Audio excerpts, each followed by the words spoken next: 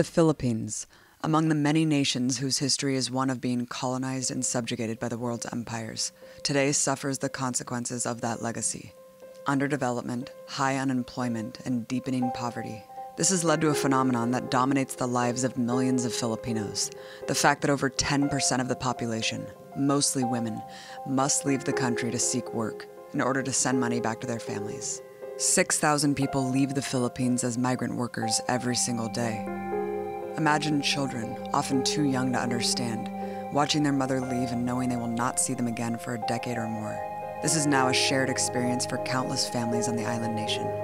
Most go to work low-wage jobs in the United States, United Kingdom, Saudi Arabia, and Japan. They send back over $20 billion a year into the Philippine economy. Despite its dramatically smaller population, the Philippines ranks alongside India and China as the top countries receiving such remittances. But when these people leave their homes, they enter into a dark, cruel industry. Human trafficking is mostly absent in U.S. consciousness. Most don't think of trafficking when it comes to jobs like nannies, maids at big hotel chains, and other domestic work, but millions of migrant workers are trafficked into these jobs every year. It's defined as the recruitment, transportation, transfer, harboring, or receipt of persons by improper means for an improper purpose, including forced labor or sexual exploitation. This global black market ensnares 21 million people around the world, making $150 billion a year in illegal profits for traffickers. According to the recent report, The Human Trafficking of Domestic Workers in the United States, there are currently 2 million migrant domestic workers that live in the U.S., around 300,000 of whom are Filipina. Entering legally with work visas, the overwhelming majority are placed by agencies into shockingly inhumane conditions. Over 80% have had their pay withheld or are paid below minimum wage, live in abusive conditions, and have been tricked with false or deceptive contracts. Over 70% work excessive overtime and have had their movements restricted or monitored by employers. A New York City-based organization called Damayan, which means to help each other, is one group fighting this web of exploitation. It is led by Filipino women domestic workers, and with 8,000 members, organizes and provides legal assistance to other migrant workers and trafficking victims. I visited their bustling headquarters to understand more about the situation. Linda, a co-founder at Damayan who came to the U.S. as a migrant worker, explains the sacrifice experienced by these women. So in 1994, I made a fateful decision to come here. When I first came here, I left, my children, they were in elementary, a boy and a girl, and it wasn't easy. It's always hard for a mother to leave her children, but I felt that I did not have a choice. I had no enough source of income to send my two children to college, and I really need to go abroad. My pain, my difficulties in being away from my children, those were all collateral damage. I was very young then. I'm now 65. Life is different from me now. I also have a granddaughter, and having the chance to raise my granddaughter, now I realize how precious, the moments that I've lost, and that really cost my relationship to my children. Filipino women who come here, they don't talk about the family and the social cost of migration, but it is real. One of Linda's children, her daughter Ria, also came to the U.S. as an adult. She recalls what it was like to lose her mother so young. Yeah, it was really difficult. I consider myself a product of forced migration. So when I was 8, I found myself crying my eyes out at the Manila International Airport because my father, brother, and I were saying goodbye to my mother. She was about to board her flight to work as a domestic worker in the U.S. I had no idea what was going on, but I knew that I was about to lose my mother, and our family was about to get separated. So after that, things changed. Things changed. I had I was diagnosed with complex PTSD. When I got older, And I know it was because of the family separation, or the impacts of family separation on my family. So that's why I'm very invested in this work. Human trafficking survivor Sally also came to the U.S. at great personal cost. I have 3 children, and my husband suffering stroke, so I need to work to provide their living. My youngest child is a special child, so it's hard for me to live, but I need to go abroad to support them. Then the worst that I experienced when I'm not with them is when my husband died, because I didn't go home. I have no money. So it's hard to see that I cannot see the last breath of my husband, and my kids they are living without parents. So it's hard for me. Yeah. It's really sad, for these women, me included, that you pay, a very high price, to support your family, and you grow old and you realize you're still sacrificing. Many of our members are broken, not just broken-hearted. Well, they're also penniless. They sent all the money home, right? Yeah, no money to take care of themselves when they go home, and they're heartbroken.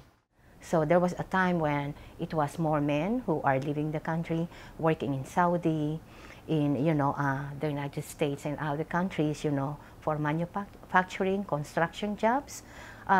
That era was disappearing by 1980s and beginning 1990s. So from the 1990s, the migration has become feminized. Now the challenge is on the women, and the women took it. Of those 6,000 Filipinos who live every day, I could say that maybe 80% are women, and 70% of those women become domestic workers.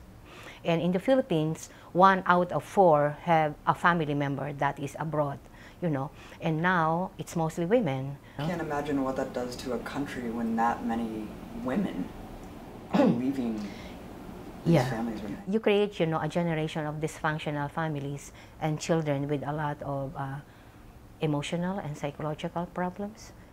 These women endure such personal hardships only to become victims of human trafficking and subjected to criminal working conditions. So in 2007, we met our first trafficking survivor. She was the domestic worker for the Philippine ambassador to the UN. She worked as a nurse, in the Philippines, and she was promised that she would be able to work as a nurse when she comes here. So she was asked to sign, a contract, basically, that she would pay $5,000, and she would be able to come here and work.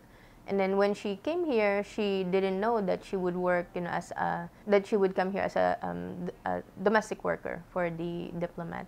So she ended up cleaning, 3 floors, a house with 3 floors. She was serving the diplomat, his family, including the grandchildren. Her passport was taken. She was not allowed to leave the house. The house was locked from the inside. She had no phone. She had no contact with her family, to the point that she was suicidal. We met her because I think the landline, they wouldn't even give her access to the landline, right? So one time, it rang, she picked it up, there was a Filipina on the other line, and she said, help me, right? So she ended up, and the other woman ended up knowing Damayan. So that's how she was connected to us. How common is that for diplomats to completely abuse the system like that? Oh yeah, very, very common. Damayan, like what I said, we've been doing this work since 2007, and until recently, most of the cases that we're handling are domestic workers of diplomats. We've handled, cases, from diplomats, from Japan, from Peru, from Germany. You know, I mean, the UN is just right here. It's like buying a slave, you know, for them. You would think these people, you know, with their, you know, like degrees and their titles would treat another human being, you know, with dignity and respect, right? You know, they're supposed to be, you know, human rights defenders, but they're the very ones, you know, who are abusing these workers, who are taking care of their homes and their children and them. You know, it's mind-boggling. It is. The level of dehumanization is Yes. totally mind-boggling. And let's talk about the passports being removed and the lack of communication, because people watching this may think, well, why can't you just call your family? Why can't you just warn people and say, don't do this and help me? And a lot of these people have all of these things completely cut off from them. You know, so the first thing that they do when they get a domestic worker, you know, in their homes is to take away their passports, right? One of the main elements of labor trafficking is control. You know, it's creating that climate of fear. So it's either the control is through physical, so meaning, you know, the passport is taken, or, you know, other important documents are taken. You know, the house is locked. You know, they can't. I've never heard of houses, you know, that gets locked from the inside, but apparently that's where, you know, diplomats, you know, set up their houses that way. It's insane. I know, right? Who does that? You know, it's like premeditated, you know, crime, right? Right. Yeah. So we've had a worker who worked for a diplomat in Westchester, where there's an alarm system. So every time she stepped out, you know, to bring out the trash or get the newspaper, the alarm would beep, right? So it would keep beeping until she enters, you know, the house again. The consulates or the embassies, you know, in the Philippines or in other countries, they're actually aware that there's trafficking happening in the U.S. because they would tell the workers, you know, if anything happens to you, call this number, right? And then we've consistently heard of this this pamphlet that was given to our members, you know, but we've never seen a copy. And then yesterday, I just received a copy from our members. So it's this one, right? So this is the pamphlet that they would receive, you know, from the consulate, you know, from their home countries. And then usually, as soon as they come here, the passport and this pamphlet will be taken away from them. Isn't that ironic, right? You know, it's like, okay, call this number if you're getting trafficked. And as soon as you come here, you know, like, okay, I guess I can't call them because they're taking this. I'm actually getting trafficked right now. That's just the irony of the situation. Ria, let's talk about the conditions, the abusive conditions that some of these people are living in, and the slave-like conditions, essentially. I mean, let's start with just the pay. You said that there's instances where you can sign up in a contract and say, you know, you're contracted to have this many hours for this much pay. Of course, that is violated. What about when you're not paid at all? You know, and you're essentially trapped in these situations. Talk about that. We've had, you know, one of our worker organizers, Lydia. She was brought here by a church. You know, she was supposed to come here as a missionary, but she ended up working as a domestic worker for, you know, some of the top church leaders, and she worked for free for 3 years. You know, like zero pay. So when I was invited to come here, I was really excited and happy to have this opportunity. So in that opportunity coming here as a missionary, I got a 5 years visa, a religious visa.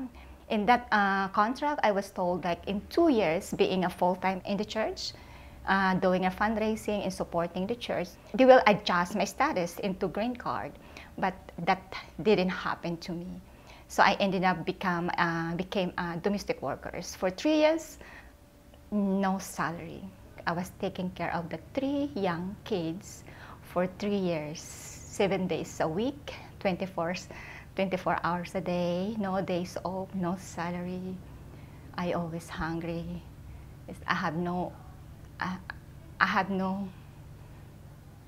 I can't talk to my friends. No, I can't communicate with my family.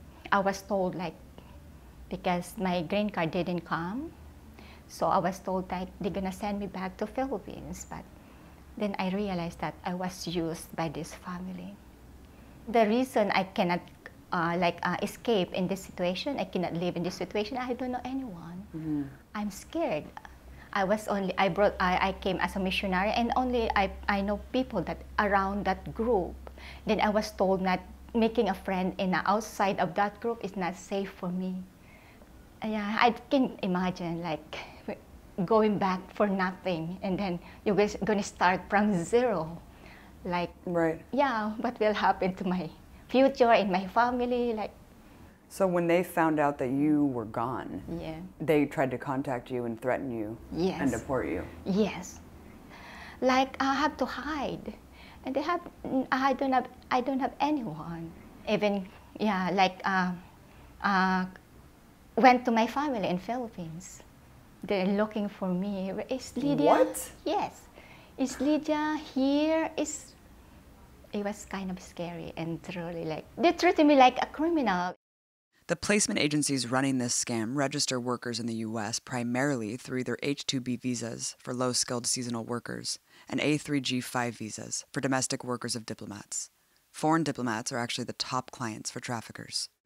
For A3G5 or domestic workers of diplomats, that means that they were recruited, from the Philippines. They were promised on paper that they would earn, this much, work for 40 hours a week, get paid $8 an hour, have benefits, transportation, lodging, days off, right? But when they come here, they realize that it's all a fraud, right?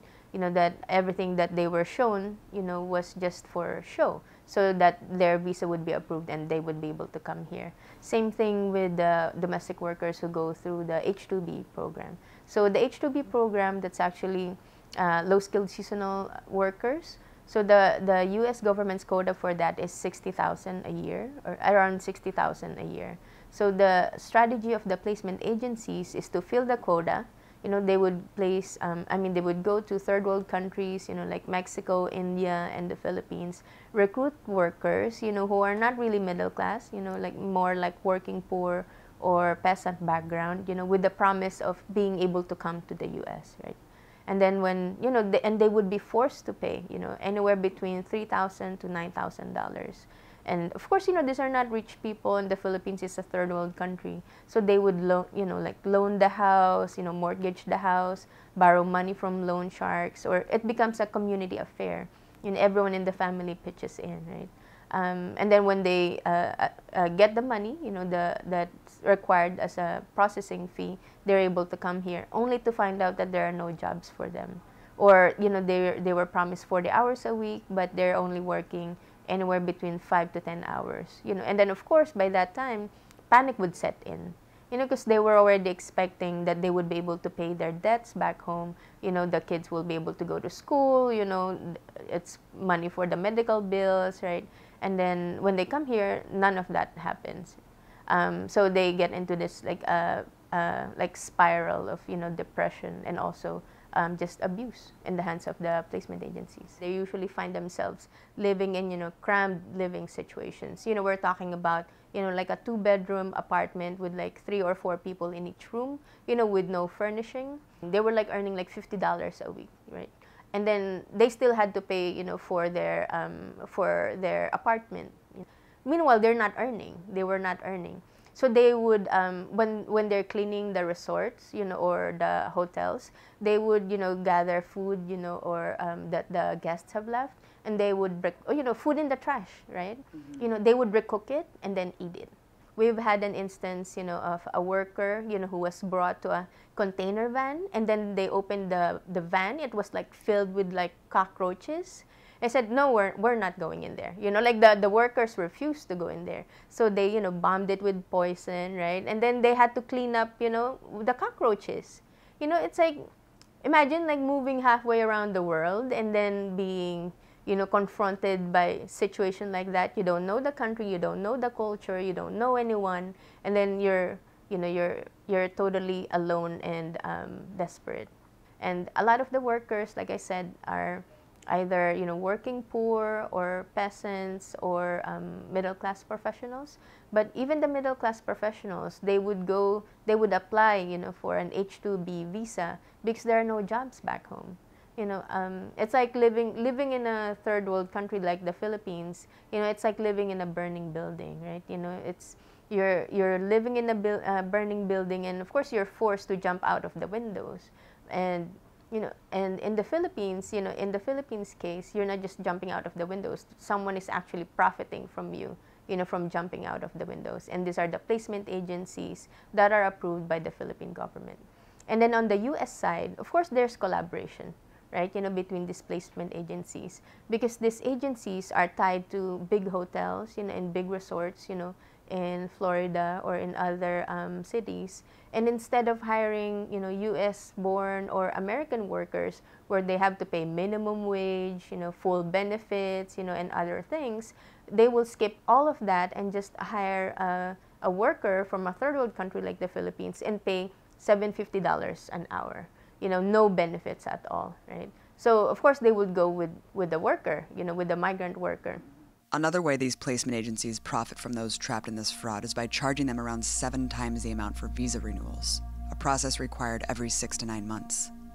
Even more treacherous is when the agencies refuse to renew their workers' visas at all, trapping them in a situation where they must work illegally, under threat from their employer.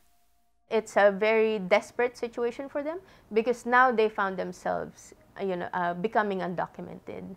And it's not the typical narrative that we know when we talk about undocumented people, workers, migrant workers coming here, and then their visas not being renewed. It's either because the placement agencies are abusive or diplomats who are abusive and they have to run away. It's not the typical narrative that we know.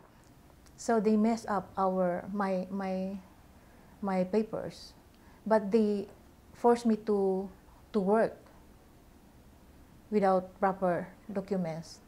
So the contract was being violated that you signed. Your visa wasn't renewed. Talk about when they forced you to keep working without proper documentation. I mean, how did you make that work? Yeah, I feel so bad because I'm very scared to get out in my house or going to work. When the manager, we will talk to the manager, they said, if you will not stop, you will be deported. And I will call the police, then they will put you in the jail. They said like that. When we talk about our situation with my coworkers, so we decided to escape. Many have overstayed. It is true, Mr. Trump, many have overstayed. Why? Because, there's no other option for these women to support their children except to continue working, in their, receiving country like the U.S. And if I may just remind, the government of the United States, our country was ruined, primarily by the United States. And if, Mr. Trump and Mr. Duterte are, trying to think what will make, immigrants go home, just create jobs, in the sending country. Why is that not happening? Because, the interests of the elite in the Philippines and the interests of the corporations here are very tightly intertwined. That's really the story.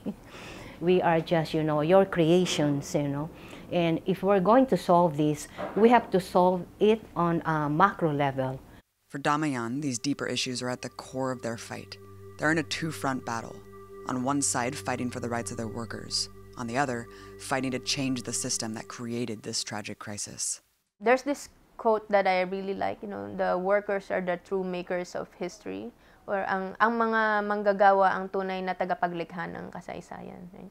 We're creating this entire process not just to help them, adjust their status or when there were wage theft, their stolen wages, but it's also so that they can raise their consciousness, that this, it was sad that this happened to me. It was heartbreaking, that they suffered, but also that, a lot of people are suffering, everyone, trafficking survivors as a collective are suffering. The children of domestic workers are suffering, right? And the suffering will not end, if we just stop with adjusting our status and winning our cases.